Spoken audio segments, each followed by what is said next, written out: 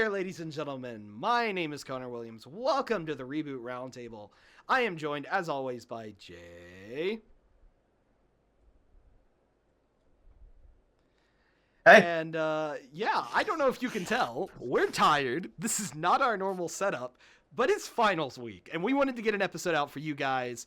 So, this week, Jay, what are we doing this week? So this week, you are going to... So, describe a little bit about myself. I generally am what most people consider a weeb to some degree. I mean, Dragon Ball pants are on. So... I'm gonna have to censor that. What do you mean? What are we censoring? My pants? Yeah! Okay, anyways. I was about to make a joke that I can't make on air. Anyways. I actually, funny enough, don't know a lot about Superman. And Mr. Connor Williams here is here to teach me. Yeah, Superman is one of my favorite superheroes of all time, and we're just going to do a kind of episode of... I've done a personal video on the past, we'll probably title it the same, and it's just why the world needs Superman, and it'll be me kind of shitting the breeze about Superman a little bit. And I'm going to ask questions from someone who has no idea what he's talking about, but I do know stories. I guess let's start with, who is Superman, Jay? What do you know about Superman? What do you know about the man Superman, of Superman, a.k.a. Clark Kent, is your typical good guy superhero. He's going to do good for the good reasons. He's perfect, he's awesome, he's amazing. No flaws. Yeah. Or so I'm told. Yeah, so a bit about the origin of Superman. So Superman was made by two young Jewish boys during a time of the Great Depression, right? So they were in a time where there was a lot of hate being thrown around. And they were both big sci-fi nerds. And so they decided to tell a story of the Ubermensch, which was being used in certain parts of the world as an evil concept of superiority. You know, we're better than our fellow man. But instead, they decided to make an actual Superman, an actual good person, someone who had all the powers that the evil forces were saying made someone good, but basically someone actually good, if my rambling is getting a little convoluted. So Superman was created. He was not nearly as powerful as we know him today. He could leap tall buildings in a single bound, run faster than a speeding bullets, and just do all of those classic Superman things, but he wasn't necessarily the Superman of the power level we know nowadays. As World War II went on and time progressed, he got very popular. He was the first caped hero, truly, and he would slowly evolve into who we know him to be today. And the big thing that I think, especially with James Gunn's Superman movie coming out very soon, is the key to Superman, which is truth, justice, and a better tomorrow. Or, in the past, truth, justice, in the American way. So, Jay, what would you describe Superman as from a outsider's perspective? Like, what would you say is, to you, the key of Superman? Well, you kind of hit it there on the head, is this idealized perfect view of a, like, infallible hero. He will always, kind of the Spider-Man idea, he'll always stand back up, he will always get it done. He's perfect. No flaws, no chips on the paint. That's about how I'd say I know about it. And the thing that makes Superman's whole, like, yeah, there is no chip in his paint per se, you know, the big blue Boy Scout. The thing that makes him still relatable is he doesn't want to be Superman. And that's the thing I really like, a lot of people don't talk about enough, is Superman isn't who Superman is. At his core, at the end of the day, Superman is Clark Kent. A lot of people like to say how Bruce Wayne is the mask for Batman, right? Batman sees himself as Batman, not as Bruce Wayne. Clark is the complete opposite. For him, he is Clark Kent. He is a goofy guy from Kansas who would much rather be home with his mom and dad, and he still believes in Santa Claus, and that's who he wants to be. He just wants to be this goofy... At least it's Santa Claus? Yeah, so there's actually a great episode of... Oh, me and him got something in common. To be fair, Santa Claus is an actual character in the DC universe. No, he doesn't believe in him. He sees him. Well, yes, but it was played for laughs, but it is this thing. There's a line in a Christmas episode of Justice League. I don't remember if it's Unlimited or the first Justice League animated series, where they talk about how when Clark was a kid, his parents had to wrap the presents in lead because that's the only thing Superman can't see through. Because he just loves Christmas. He just wants to be a normal human kid. That's so wholesome, actually. And he's also the embodiment of a migrant, right? He's the migrant from the stars who made Earth his home and looks out for all of Goku. us. Yeah, you do see some of that with Goku.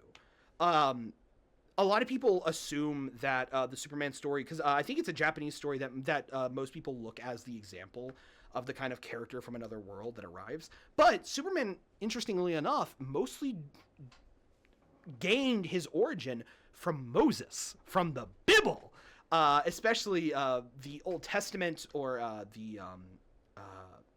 That's that new to era. me. Yeah, so yeah, because the idea was, at least for the two young men who made Superman, and Jay, if you don't mind Googling their names for me, I cannot remember, and I do want to give those two guys credit. I'm good at Googling. And yeah, you're much better at Googling compared to my loud keyboard. But the thing with Superman is he was kind of meant to be this representation of how they felt. If memory serves, Barry Siegel and Joe Shuster. yes. One of them even like lost, or I don't know if his father was killed or almost killed. And one of the things that inspired Superman is he wished there was someone who could have been there to save his dad from the crime and from the hate. A great Superman story that not enough people know about, and to me is the core of why Superman, especially right now we need him, is a very famous story that would later be rectified as being very clearly Superman versus the KKK. Yes. Okay. Yeah, we're going to go there, actually. Those guys. Yeah. Those guys. So, true story. There was a journalist who was trying to shut down the KKK. And he got a lot of information on them. But the government wouldn't do anything about it, and the news wouldn't publish anything about it. So, he went to the Superman radio series and said, hey, I have this information. Will you all put money where your mouth is and let me do something about this? So what they did, and he went to a few other people, but very clearly what Superman did is on the radio series, they fought a stand-in for the KKK. I think they were called the Fiery Cross. Pretty subtle right there. But this series of radio series where they talked about real recruitment methods and Superman fought them and like helped teach kids about the evils of this, it actually caused the KKK's recruitment numbers to drop tremendously during that time. Later on, there was a beautifully colored comic book released called Superman versus the KKK, which was a retelling of the radio series story. There's also a great book about it that I have read, and it's very much worth reading if you want more on the actual real-world heroics of a character like Superman. The true story of how the iconic superhero battled the men of hate. It's a book. Yeah, it's a really good read. It's a good read. But the reason I bring that up is we haven't had a heroic Superman in a hot minute, right? Whether it be the Injustice games where he was kind of evil. I mean, that's probably where you've seen the most Superman recently, right, Jay? I would assume would be like Injustice or Henry Cavill. My only real knowledge is through Henry Cavill. Oh and my with gosh, Henry Henry Cavill. He snapped the guy's neck in that first Superman movie. That's not Superman. He shouldn't be snapping people's necks. But what he should be doing is inspiring real world change, especially at this point in our life right now where there is so much hate and everything. You mean there's the Superman is such a great symbolizer of unity. And I really hope that's what we get with the James Gunn Superman movie. Yeah, I feel like I'm just kind of rambling. So Jay, help me get back on track here. Where am I going with this? Well, I have a couple of questions that I've been priming. My main thing is like, what is his motivation? What is Superman's drive? What drives the Superman? What drives the Superman is and this is really up for debate, right? And it's obviously dependent on the version. But for me, it's not what drives the Superman, it's what drives Clark Kent. And drives Clark Kent is he is a boy. He was just to his mind, he was just a guy, right? And he would later learn he's an alien and he has powers, but at the end of the day, Superman saw people in trouble and helped. He was raised by people who loved him, and they taught him the value of when there's a problem, you step in and do the right thing. Weirdly enough, I don't remember who it was that said it, but in a lot of ways, Superman's mantra is Spider-Man's mantra. Great power, great responsibility. Superman has some of the greatest power, which means he has the greatest responsibility of any of us. Okay. And that, I think, is at the end of the day. What drives Superman? It's because he has great power. He knows he has the responsibility to do it. And that's what makes Superman so beautiful. And that's what I think we need to capture that we haven't seen in Superman in a while. So he's just a pure good guy. He's just a purely wholesome guy. I like that. He doesn't want power. There's this great World of Cardboard speech from Justice League Unlimited. I do know that one. You've said that one a few times. Where he talks about every day he has to hold back because he's in a world of cardboard. And then in that scene, he's like, but now I get a moment to really let loose because you're just that bad of a person.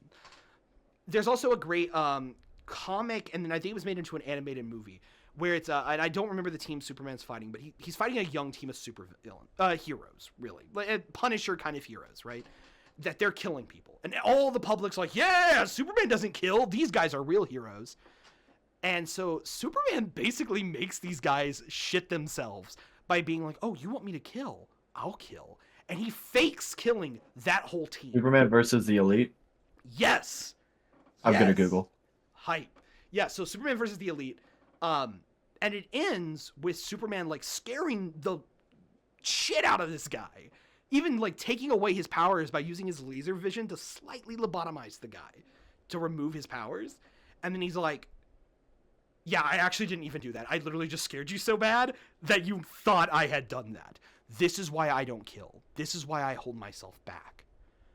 Because you don't want me to become judge, jury, and executioner. You need me to be this guy. And the thing I love about Superman is there's a story called Whatever Happened to the Man of Tomorrow, I believe is what it's called. And it's basically a story of, oh yeah, Superman's gone. He died. Everyone thinks he's dead, right? And what it's revealed is Superman ended up killing someone to save Lois Lane. And he could have kept living with his powers, moved on. But he saw that because he took another person's life, he was no longer worthy of his powers. He removes his Superman powers, fakes his death, and then goes and marries Lois Lane. But he quits doing any of it because he took a life. And no one else can hold Clark Kent accountable, so Clark holds himself accountable. Which is a lesson a lot of celebrities and YouTube personalities could learn. Not throwing shade at anyone in particular. Oh, I get it. Straight to me, huh? Yeah. No, yeah. No, you haven't done anything yet. I just have such a horrible past. But yeah. What? Just wait, guys. I've already got the apology letter written for when Jay eventually gets us canceled. But yeah, that's kind of the core of it. So where should we take this conversation now, Jay? We're only 10 minutes in. Yeah, so I've got Superman's motivations down. Kind of regale me real quick, right? Yeah. Just the purest form of a Superman story. Like, start to end and all in between. Give me just the purest Superman thing that you know or you can come up with. So for me, the most pure form of a Superman story is the Superman story, Superman Up in the Sky. All right, it's a story about, and again, this is me just going purely off memory. I could be messing this up a little bit. But basically, human girl gets kidnapped from Earth, right? Everyone basically is like, Superman, no one knows what happened to her. He goes to the Green Lanterns, and they're like, we can't even track the ship. We have no idea who took her, right? And Superman's like, I don't care. You guys handle Earth. This one girl was a Superman fan, and I'm going to save her because that's the right thing to do. And he flies from Earth to the other side of the galaxy.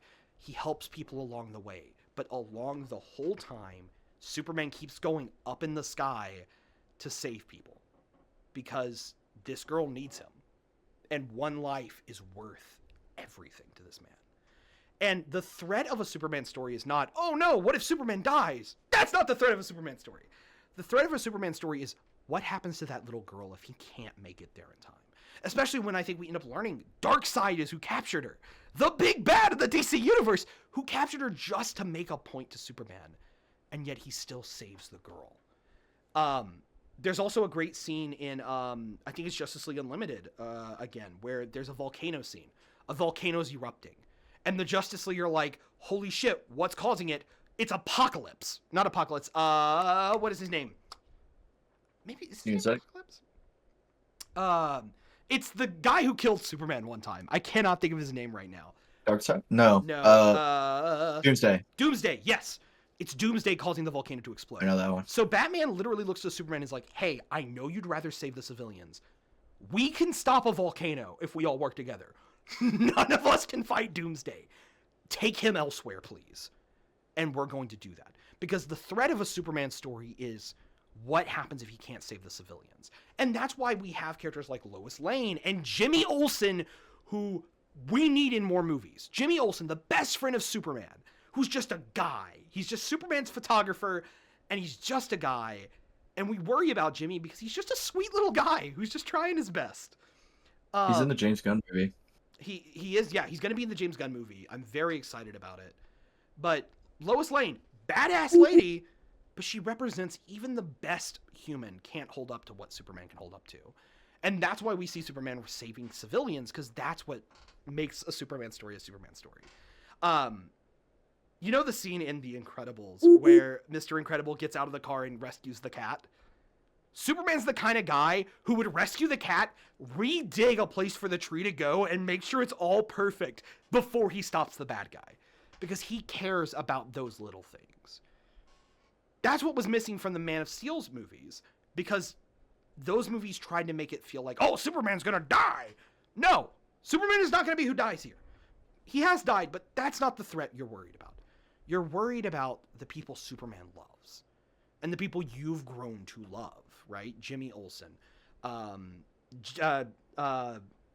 Barry White. Lois Lane. Lana Lane, if it's young Superman. That's where we should love Superman. There's the story of what do you get for the man who has everything? The Superman story where it's Superman's birthday. And a villain puts him in his best scenario. And Superman's put in basically a Matrix kind of dream type thing where Krypton never blew up. He has a family. He has a son. And even when Clark realizes that this isn't real and he's going to have to fight his way out of it and it will destroy all of these imaginary people, he holds his imaginary son's hand who's scared and comforts him, even though he knows this boy isn't real, because Superman cares that deeply about people. And that's what we should be getting from Superman. Yes, Jay. So that brings me then kind of to what I think to be my final point is Superman sounds like a pure good, pure hero. The issue is that in a story, characters need flaws. There must be imperfections, or else it just becomes a sort of fix-all type of character. Right. Superman wouldn't be as popular as he is if he didn't have some flaws for people to latch onto. What are they? What are Superman's flaws? I don't think Superman's a character who you watch necessarily for Superman's flaws. You're not. Well, then what are Clark Kent's? Well, and even with Clark Kent, he loves people.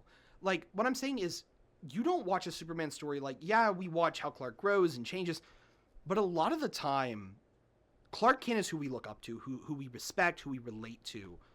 But when we watch those stories, when we see the dramas and stuff, it's often because he puts so much pressure on being perfect that it hurts him, right?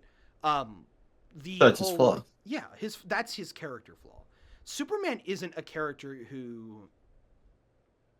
He has to save everyone. Yes, he has to save everyone. And he's one of the few beings in all of fiction who theoretically could. And the fear that we see is he will run himself ragged doing so. Because no other hero in the DC universe, and like, even if they're statistically more powerful, does the shit Superman can do. Batman can't do what Superman can do. And that's the best thing about the Batman-Superman friendship, is Bruce realizes he can never be Superman. Wonder Woman can never be Superman. Aquaman can never be Superman. Because Superman's that guy. That's why people love the Dragon Ball Z Goku versus Superman debate. It's because both of them are that guy. Goku is statistically more powerful most of the time, but Superman is that guy. He will find a way. You ruined it. You ruined it. When this episode was when we were gonna end the episode, I really wanted to at the very end. You said everything bad, and I was like, all right, and we're gonna leave with one final question. But can he beat Goku? Yeah. Silence. But you just had to bring it up. Well, I had to, because the reason that debate is still interesting, despite Superman being technically less powerful, is that's what Superman is he will keep fighting. You can't put Clark Kent down if there's a single person still in danger.